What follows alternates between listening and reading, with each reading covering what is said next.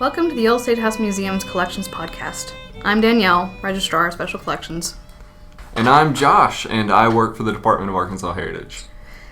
And today's podcast, we're going to be discussing the Butch Stone collection, a collection of letters, photographs, and other various Arkansas-related music memorabilia that we recently received.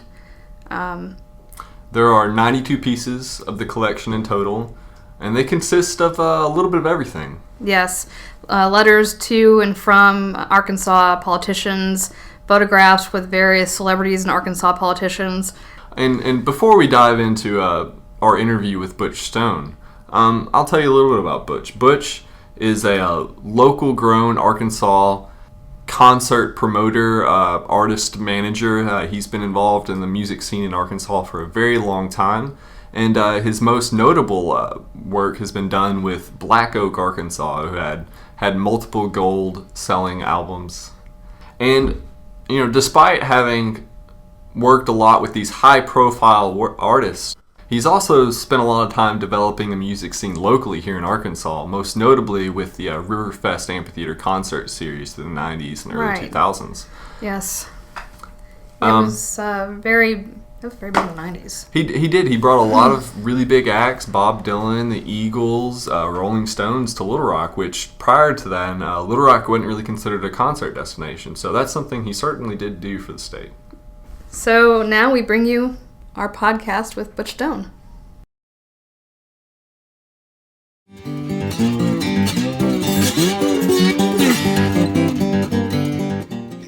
I've always loved music. My mother was an organist in the church, and as was her mother, and they affected me a great deal in terms of instilling a love for music in my heart.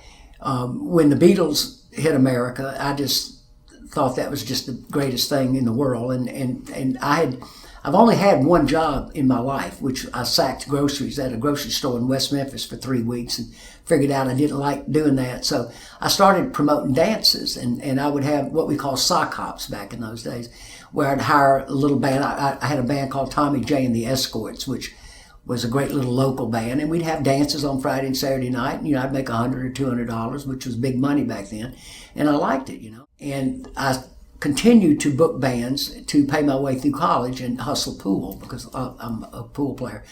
So I booked this band called Nobody Else, and they played it in Jonesboro. And unlike these other little bands, they drew 3,000 people. And I made $15,000 that night. I mean, I really realized something good just happened, and I loved it. So that got me, I quit school, I moved in with that band, became their manager, and they became Black Oak, Arkansas. So I spent pretty much 1967 through about 79 being the manager of Black Oak, Arkansas. And that's how I got into the music business.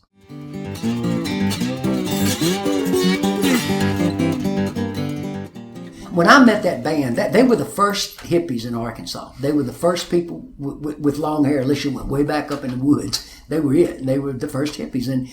And basically they were playing music to keep from having a job, kind of the same thing. I wasn't interested in working at the grocery store, and they weren't interested in working anywhere. And so it just happened. It just really happened, We realized early that it was one of the things that people from outside of Arkansas took notice of. I mean, just our accents and things like that. We go to New York and have people following us down the street just to hear the way everybody talked, because there are no one-syllable words down here. Everything's got 2 or 3 syllables, and they like that. So it just sort of evolved in that way. And as there was some conscious thought behind preserving that image, absolutely. And we did that. And even when we moved back to Oakland and built a compound up there, which is called the Great Wall of Arkansas. Now it's still up there. It's a resort now. But we sort of didn't want to be Hollywood. We went out there, and coming from Arkansas, it was another world. And we just wanted to get back to the roots of things. And until about 1979, it stayed very pure and very, very much true to that goal.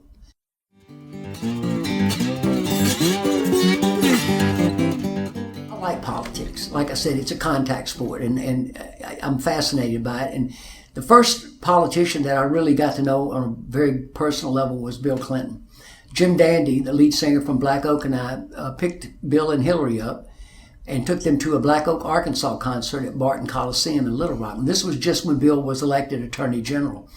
And I'll never forget, we picked him up in a limousine, and when they got in, I could tell that Bill wasn't real comfortable being in that big black car, but he squirmed a little bit, and his words were, well, I guess I better get used to this. And I knew, and I cannot explain this, but I knew the minute I met that man that he was going to be president. I would tell my friends in the music business, you watch, this guy's going to be president. And people like Irving Azoff and folks like that, and they'd look at me like I've lost my mind, but there was just something about him. I want to say this, having known personally people like John Lennon and Jimi Hendrix and people like that are stars, Bill Clinton is a galaxy. He's a universe. I've never met anybody like that man. I admire him. I've always admired him and Hillary, and really got to know him on that level. After Bill and through Bill and even prior to that through Bill, I got to know Dale Bumpers and David Pryor and folks like that, and Jim Guy Tucker and Mike Huckabee, my one Republican contact, and just I wanted to be able to have access to them. Access is power in that world, and I wanted to discuss certain social issues that were dear to my heart, but I wanted to do it in a way that they knew I didn't want anything back from them. I never asked for anything. I just wanted to give my opinion, and to some extent we've done some pretty remarkable things.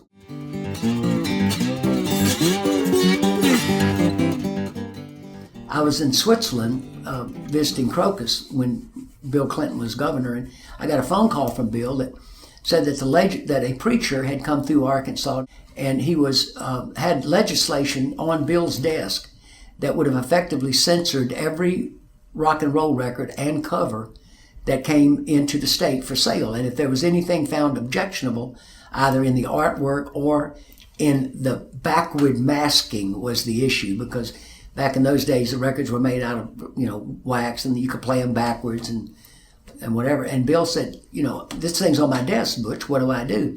I asked the governor to give me 3 days, and in that 3-day period I was able to put together a team of people, including the University of Lethbridge in Canada, and an engineer out of Mountain Home named Bob Ketchum. And make a long story short, we determined the following, that there was no truth to the backward masking myth that this particular pastor was trying to make a reality, that most people didn't understand even what language was being spoken, much less understand what was being said.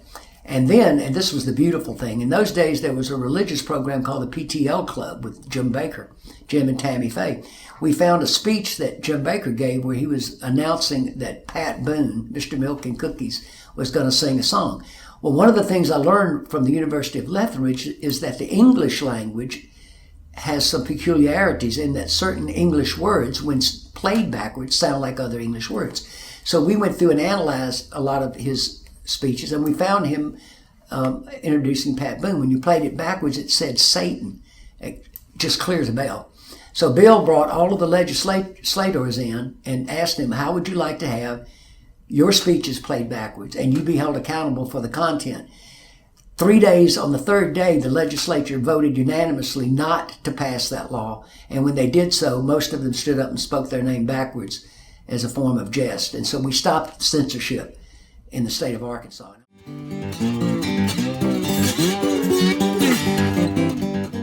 I quit Hollywood. I enjoyed all of the warmth and sincerity of Hollywood I could stand at that point. So I didn't want to manage anymore.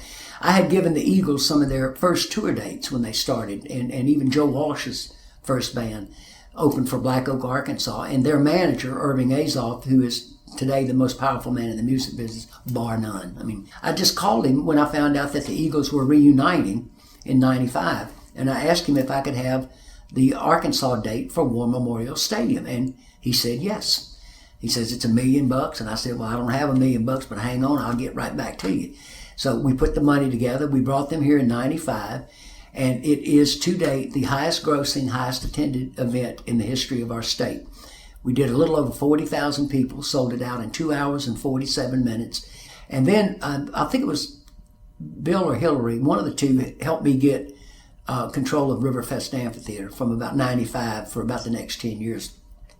during that period of time, I brought about 450 of the biggest artists in the world to Arkansas.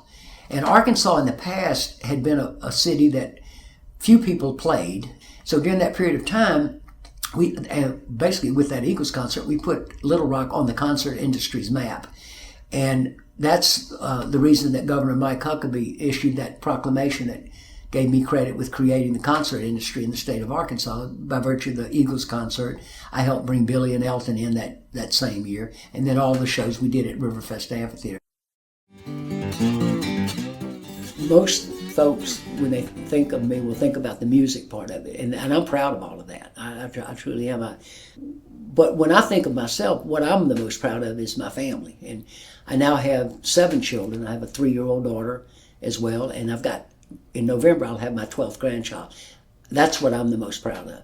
I never knew my father, really. I didn't know until just when my dad died that he wasn't my real father. That was kept a secret from me all my life. But I believe that in this world you either become what hurts you the most or you become something better than that. And I wanted to be something better than what I didn't have with my dad. I was always close to my mom, but never to the person I thought was my dad. And so for me, it was a goal to try to be a good father, and that I can tell you I succeeded. And I'm happy about that. Yeah.